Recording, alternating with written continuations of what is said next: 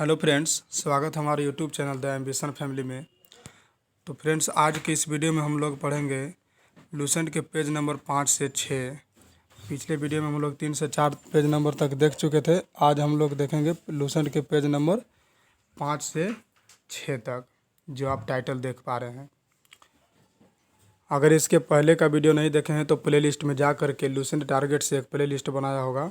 उसमें लूसेंट के एक से 2 पेज और फिर 3 से 4 पेज का वीडियो उपलब्ध होगा। और आज जो वीडियो है वो है लूसेंट टारगेट पेज नंबर 5 से 6 पेज के। तो चलिए स्टार्ट करते हैं। तो फर्स्ट क्वेश्चन है लूसेंट टारगेट पेज नंबर 5 से 6 का फर्स्ट क्वेश्चन है, वैदिक सभ्यता कितने भागों में बटा हुआ था? वैदिक सभ्यता कितने भागों में बटा हुआ था? तो पहला ऑप्शन है 2 भाग में, दूसरा 3 भाग में, सी है 4 भाग में और डी है 5 भाग में। तो वैदिक सभ्यता जो था वो 2 भाग में बटा हुआ था। पहला कौन था? ऋग वैदिक काल और दूसरा उत्तर वैदिक काल था। तो वैदिक सभ्यता कितने भागों में बटा हुआ था? 2 भाग में बटा हुआ था। नेक्स्ट देखते हैं, उत्तर वैदिक काल कब से कब तक था? अब चूंकि वैदिक काल जो है 2 भाग में बटा हुआ था, ऋग वैदिक काल और उत्तर वैदिक काल। तो इसमें पूछ रहा है कि जब ऋग वैदिक काल और उत्तर वैदिक काल बट गया तो उत्तर वैदिक काल कब से कब तक था? तो फर्स्ट है 2400 ईसा पूर्व से 1700 ईसा पूर्व, 1500 से 1000 ईसा पूर्व, थर्ड है 1000 से 600 ईसा पूर्व। तो उत्तर वैदिक काल जो था वो था 1500 से 1600 ईसा पूर्व। और जो ऋग वैदिक काल था, ऋग वैदिक काल था 1500 से 1000 और 2400 ईसा पूर्व से 1700 ईसा पूर्व जो था ये सिंधु सभ्यता था। कौन था? सिंधु सभ्यता। तो इसका राइट आंसर हो जाएगा 1000 से 600 ईसा पूर्व, सी आंसर। थर्ड है, पूर्व का उत्तर वैदिक शब्द क्या था? पूर्व का उत्तर वैदिक शब्द क्या था? तो ए में है प्राची, बी में है प्रतीचि, सी में है उदीची और डी में है इनमें से कोई नहीं। तो पूर्व का जो उत्तर वैदिक शब्द नाम था उसका नाम था प्राची। पूर्व का क्या था? प्राची।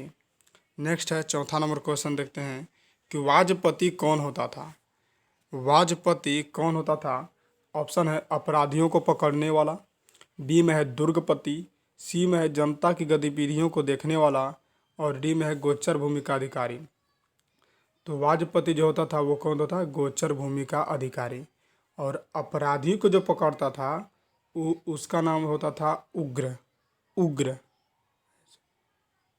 उग्र उग्र अपराधियों को पकड़ने का कार्य करता था। ठीक है। दुर्गपति होता था अस्पश, नहीं, अस्पश होता था जनता की गतिविधि को देखने वाला। और जो दुर्गपति होता था उसका नाम होता था पूरप। क्या होता था? पूरप। पूरप जो होता था वो होता था दुर्गपति। अपराधी को पकड़ने वाला जो होता था उग्र होता था। जनता की गतिविधि को देखने वाला होता था अस्पश। और ये वाजपति जो होता था वो कौन होता था? गोचर भूमि का अधिकारी।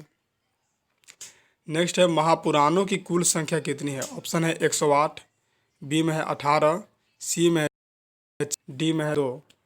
तो महापुराणों की जो टोटल संख्या है वो 18 है। ये 108 किसकी संख्या? उपनिषदों की संख्या है। उपनिषदों की संख्या। तो उपनिषदों की संख्या कितना है? 108। महापुराणों की संख्या कितना है? 18। और ये 18 हो गया। चलिए, और वेदांग की संख्या 6 हो गया।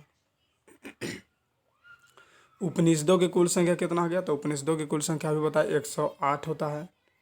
तो इसका ए आंसर हो जाएगा 6 का। 7 नंबर क्वेश्चन है कि वह कौन सा वेद है जिसमें किसी तरह के न्याय अधिकार का उल्लेख नहीं है? जिसमें किसी भी तरह के न्याय के अधिकार का उल्लेख नहीं है। तो वो है आपका वो है ऋग्वेद। वह कौन सा वेद है जिसमें किसी तरह के न्याय का उल्लेख नहीं है? तो वो कौन सा वेद है? ऋग्वेद है। नेक्स्ट देखते हैं 8 नंबर क्वेश्चन। बोलते हैं कि युद्ध में प्रयोग होने वाला जो गविष्ट शब्द है, युद्ध में एक शब्द प्रयोग होता था गविष्ट। तो गविष्ट शब्द का अर्थ क्या होता था? ऑप्शन गाय की हत्या, कबीला, गाय की खोज और डी में है कि इनमें से कोई नहीं या एक से अधिक। तो इसका आंसर हो जाएगा गाय की खोज। जो गविष्ट शब्द होता था वो प्रयोग किया जाता था गाय को खोजने के लिए या गाय की खोज के लिए। ठीक है, 9th नंबर क्वेश्चन देखते हैं। बोलता है कि ऋग्वैदिक जो समाज है वो कितने वर्ग में विभाजित था। ऋग्वैदिक समाज कितने वर्ग में विभाजित था, तो इसका आंसर हो जाएगा, इसका आंसर हो जाएगा, इसका आंसर 4 हो जाएगा। कौन कौन था, ब्राह्मण, क्षत्रिय, वैश्य तथा शूद्र। और ये सभी जो 4 वर्ण है इसका वर्णन कितने मंडल में है, तो 10वें मंडल में है। 10 नंबर क्वेश्चन है, आर्यों का मुख्य पेय पदार्थ क्या था। ऑप्शन अल्कोहल, बी में शुगर, सी में सोमरस और डी में है शहद। तो जो आर्यों का मुख्य पेय पदार्थ था उसका नाम था सोमरस। इन लोग पीने के रूप में मुख्य रूप से सोमरस का प्रयोग करते थे। 11 नंबर क्वेश्चन है कि जीवन भर अविवाहित रहने वाली महिलाओं को क्या कहा जाता था। ऑप्शन अमाजू, लोपामुद्रा, घोंसा, सिकता। तो इसका वास्तविक आंसर हो जाएगा अमाजू। लोपामुद्रा, घोंसा, सिकता ये सब जो था ज्ञानी औरत के बारे में कहा जाता था। ज्ञानी महिला इन लोग थे, लोपामुद्रा, घोंसा और सिकता। 12 नंबर बोला जाता है कि आर्य मुख्य रूप से कितने प्रकार के वस्त्र का प्रयोग करते थे। तो ऑप्शन है 1, 2, 3 और 4। तो इसका राइट आंसर हो जाएगा 3। कौन कौन था, वास, अधिवास और उष्णीस। ये 3 प्रकार के उन लोग कपड़े पहनते थे। कौन कौन थे, वास, अधिवास और उष्णीस। उष्णीस था, वास, अधिवास और उष्णीस था। नेक्स्ट देखते हैं कि योग दर्शन के प्रवर्तक कौन थे। योग दर्शन के प्रवर्तक कौन थे, तो पतंजलि। इसका राइट आंसर क्या हो जाएगा, पतंजलि। सांख्य के कपिल और न्याय के गौतम और उत्तरी मीमांसा के कौन हो जाएगा, जैमिनी। किस पशु को हत्या न करने वाले पशु की श्रेणी में रखा गया था। तो इसका ऑप्शन है गाय, भैंस, घोड़ा, बैल। तो इसका राइट आंसर क्या हो जाएगा, गाय। गाय को हत्या न करने वाले पशुओं की श्रेणी में रखा गया था और जो इसको हत्या करता था या हत्या करने का प्रयास भी करता था उसके लिए वेद में केवल एक ही सज़ा रखा गया था और वो सज़ा था मृत्युदंड। 15 नंबर क्वेश्चन है कि आर्यों का प्रिय पशु कौन था। तो आर्यों का प्रिय पशु कौन था, ऑप्शन है गाय, भैंस, घोड़ा, बैल। तो आर्यों का प्रिय पशु जो था वो था घोड़ा। नेक्स्ट नंबर 16 नंबर देखते हैं कि आर्यों द्वारा खोजे गए किस धातु को श्याम अयस्क कहा जाता था। तो आर्यों द्वारा कि खोजे गए किस धातु को श्याम अयस्क कहा जाता था। ऑप्शन है लोहा, बी में है तांबा, सी में है चांदी और डी में है सोना। तो इसको लोहा को श्याम अयस्क कहा जाता था। लोहा को कहा जाता था श्याम अयस्क और जो तांबा था उसको क्या कहा जाता था, इसको कहा जाता था लौह अयस्क। चलिए नेक्स्ट देखते हैं।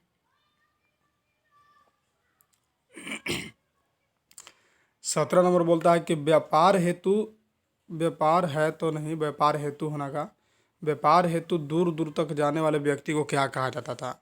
तो जो व्यापार हेतु दूर दूर तक जाता था उसे कहा जाता था पन्नी। उसे क्या कहा जाता था, पन्नी। और बेकनौट किसे कहा जाता था, तो जो ब्याज देकर सूद लेता था उसको क्या कहा जाता था, बेकनौट या सूदखोर। 18 नंबर क्वेश्चन देखते हैं कि मनुष्य एवं देवता के बीच मध्यस्थ की भूमिका निभाने वाला देवता किसे को कहा जाता था। तो मनुष्य और देवता के बीच जो मध्यस्थ की भूमिका निभाता था, मध्यस्थ की भूमिका जो निभाते थे उसे क्या कहा जाता था, अग्नि को कहा जाता था। और इंद्र जो थे वो किस चीज़ का देवता थे, तो पानी का, वर्षा का देवता थे। ठीक है, मरुत जो थे वो आंधी तूफान के देवता थे और वरुण जो देवता थे वो हो गए आपको समुद्र के, आकाश निर्माता, पृथ्वी निर्माता, ये सब के देवता कौन हो गए, वरुण। 19 नंबर का आता है कि ऋग्वेद में गंगा का उल्लेख कितना बार किया गया है। तो ऋग्वेद में गंगा का उल्लेख सिर्फ एक बार किया गया है। गंगा का उल्लेख सिर्फ कितना बार किया गया है, एक बार किया गया है। और यमुना का उल्लेख जो किया गया है, यमुना का उल्लेख जो किया गया है वो 3 बार किया गया है। और ऋग्वेद में सबसे महत्वपूर्ण या सबसे पवित्र नदी किसको कहा गया है, तो सरस्वती को। आगे देखते हैं, ऋग्वेद में सबसे महत्वपूर्ण और पवित्र नदी किसे माना जाता था? तो ये तो आएंगे आंसर, किसको कहा जाता था? सरस्वती को। नेक्स्ट है, परोसनी नदी का आधुनिक नाम क्या है? तो परोसनी नदी का आधुनिक नाम क्या है? तो रावी है। क्या है? रावी।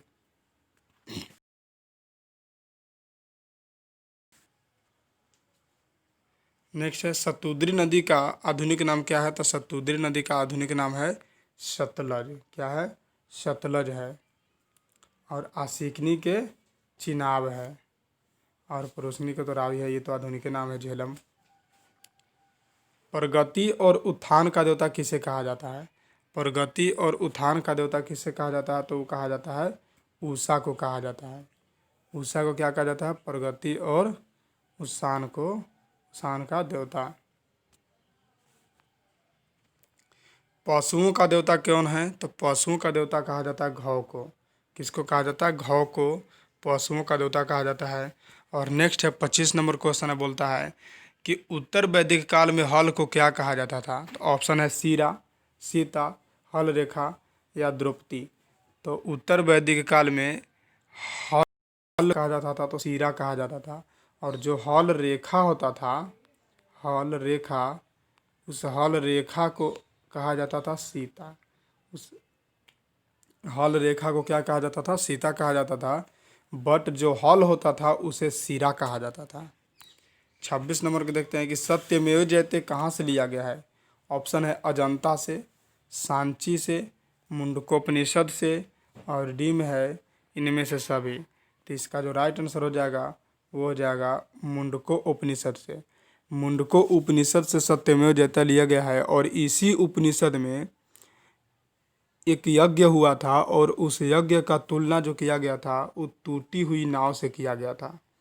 किस नाव से किया गया था? तो टूटी हुई नाव से। तो एक भी क्वेश्चन कभी कभी पूछता है कि वह किस यज्ञ में या किस उपनिषद के यज्ञ में जो यज्ञ की जो तुलना है वो किया गया था टूटी नाव से। तो इसका भी आंसर क्या हो जाएगा? मुंडको उपनिषद। 27 नंबर क्वेश्चन बोलता है कि उत्तर वैदिक काल के किस नगर में सबसे पहली बार पक्की ईंटों का प्रयोग किया गया था? तो ऑप्शन है लोथल, कालीबंगा, कोटदीजी या कौशाम्बी। तो इसका राइट आंसर हो जाएगा कौशाम्बी। नेक्स्ट है, महाकाव्य कितने हैं? तो महाकाव्य 2 हैं। कौन कौन? रामायण और महाभारत। लेकिन महापुराण कितने हैं? तो 18। ये ध्यान रखना है। 29 नंबर क्वेश्चन बोलता है कि महाभारत का पुराना नाम क्या है? तो ऑप्शन है जय संहिता, रजमनामा, भारतवर्ष, महाभारत। तो इसका राइट आंसर क्या हो जाएगा? जय संहिता। रजमनामा जो है ये फारसी अनुवाद में किया गया था महाभारत का, और भारतवर्ष तो भारत का नाम है। नेक्स्ट है, गोत्र नामक संस्था का जन्म किस काल में हुआ था? तो गोत्र नामक संस्था का जन्म किस काल में हुआ था? ऑप्शन है सिंधु सभ्यता, वैदिक सभ्यता, कुषाण सभ्यता या चेरी सभ्यता। तो इसका राइट आंसर हो जाएगा वैदिक सभ्यता। और वैदिक सभ्यता में भी किस सभ्यता में? क्योंकि वैदिक सभ्यता तो 2 भाग में बटा हुआ था, ऋग वैदिक और उत्तर वैदिक। तो वैदिक सभ्यता के अंतर्गत उत्तर वैदिक में था। किस में था? उत्तर वैदिक में। तो गोत्र नामक संस्था का जो जन्म हुआ था वो उत्तर वैदिक सभ्यता में हुआ था।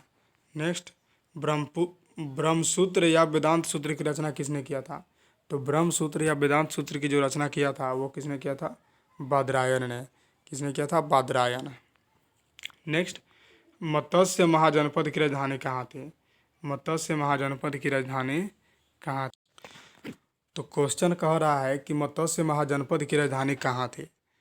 तो इसमें ऑप्शन बहुत सारा डाला गया है ताकि जितने भी महाजनपद हैं उन सभी का राजधानी क्लियर किया जा सके।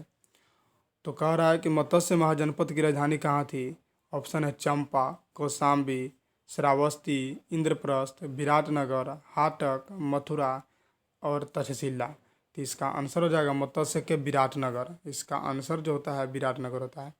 अब हम लोग देखेंगे कि कौन सा राजधानी किसका है। तो चंपा राजधानी है अंग का, अंग की राजधानी चंपा है। कौशाम्बी किसका है?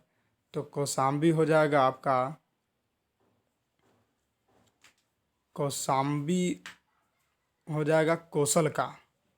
कौशाम्बी कौशल के हो जाएगा, नहीं सॉरी, कौशाम्बी वत्स का हो जाएगा। कौशाम्बी वत्स का आंसर हो जाएगा, देखिए चंपा हो गया किसका, अंग का हो गया, अंग का। कौशाम्बी हो गया वत्स का, और श्रावस्ती हो गया कौशल के। इंद्रप्रस्थ जो हो जाएगा वो कुरु के हो जाएगा, या कुरुक्षेत्र या कुरु, कुरु के हो गया इंद्रप्रस्थ।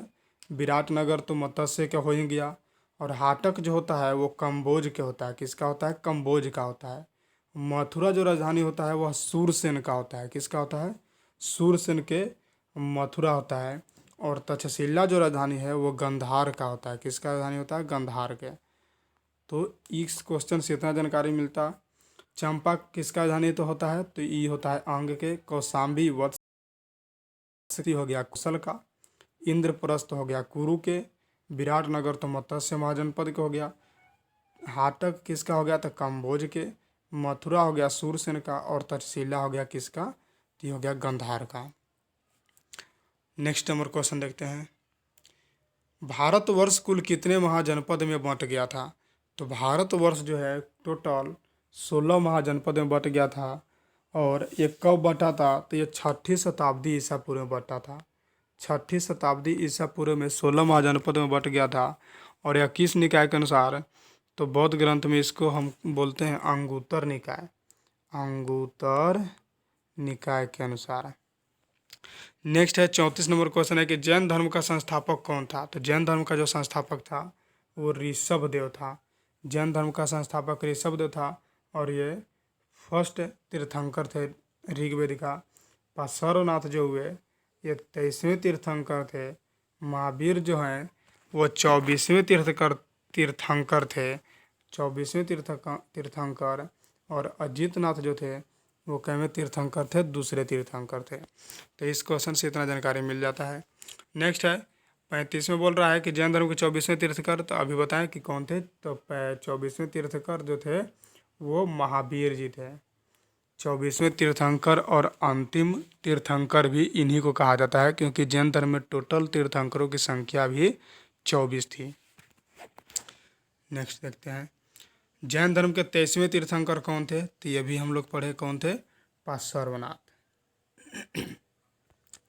नेक्स्ट, महावीर का जन्म कब हुआ था। ऑप्शन है 563 ईसा पूर्व, 540 ईसा पूर्व, 480 ईसा पूर्व और 468 ईसा पूर्व। तो इसका आंसर क्या हो जाएगा, 540 ईसा पूर्व।